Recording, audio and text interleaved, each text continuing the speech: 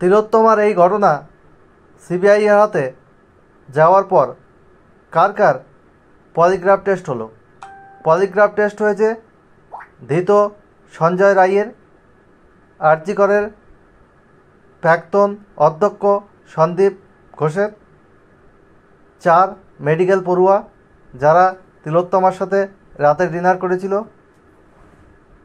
এবং সঞ্জয় রায়ের বন্ধু যে ওই একই পুলিশের ব্যারাকে থাকতো, এবং সঞ্জয় রায় যার ব্যারাকে থাকতো সেই Anup Dutta assistant sub inspector, তারও কিন্তু আজ পলিগ্রাফ টেস্ট শুরু হয়েছে এবং ইতিমধ্যে কমপ্লিট হয়ে গেছে, এটা আশা করা যাচ্ছে। আর এই অনুপ দত্তের সঙ্গে কিন্তু সঞ্জয় রায়ের যেমন ভালো সম্পর্ক, তেমনই ডাক্তার সন্দীপ ঘোষের ভালো সম্পর্ক। তাহলে একটা যোগসূত্র কিন্তু এখানে সিবিআই খুঁজে পেয়েছে। 8ই অগাস্ট রাতে তিলোত্তমার এই ঘটনার পর সঞ্জয় রায় কিন্তু ফোন করেছিল এই অনুপ দত্তকে, তাকে হয়তো সব কথা বলেছিল।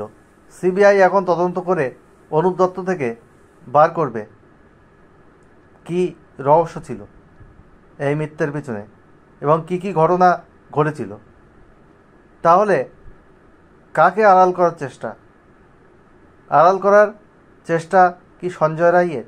সঞ্জয় রায়কে কে বাঁচাতে চাইবে?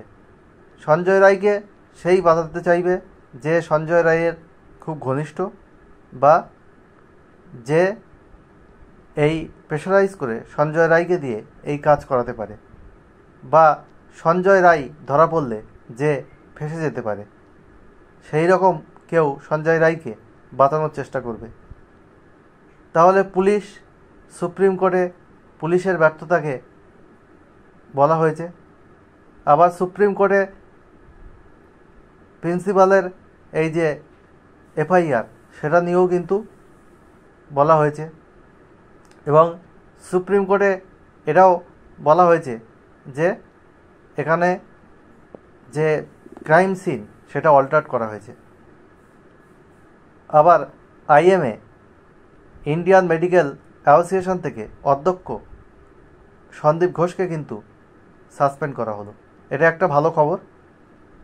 সিবিআই তদন্ত করছে এই অনুপ দত্ত, সন্দীপ ঘোষ, সঞ্জয় রায়ের মধ্যে যোগসূত্র খুঁজছেন, জিজ্ঞাসাবাদ করবেন, এবং এটা কতদূর এগিয়ে যায় এবং এই তিলোত্তমার জাস্টিস কতদূর এগোয় সেটাই কিন্তু দেখার বিষয়।